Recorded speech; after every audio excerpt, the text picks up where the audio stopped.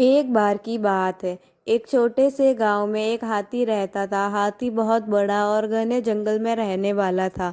वह किसी से नहीं डरता था और लोगों को अपनी शक्ति का एहसास कराना पसंद करता था।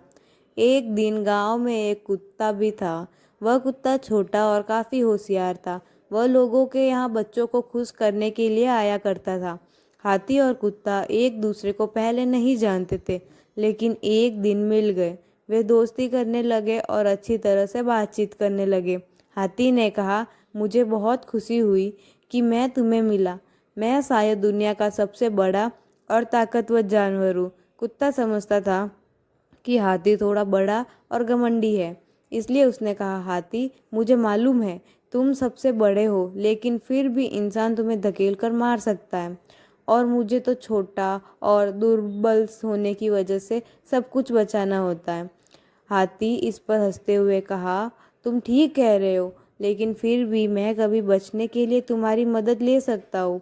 मैं तुम्हें अपनी शक्ति और ताकत से बनाया गया हूँ। कुत्ता गंभीर रूप से बोला, मैं जानता हूँ कि तुम कितने शक्तिशाली हो, लेकिन प्रेम और सहायता देने की क्षमता मेरे पास है। यह सुनकर हाथी सोच में पड़ गया।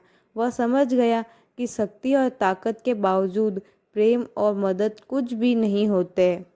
हाथी ने खुद को आजमा कर देखने का फैसला किया और वह बच्चों के संगीतायन में से एक साझा करने के लिए खुद को मंडराने लगा।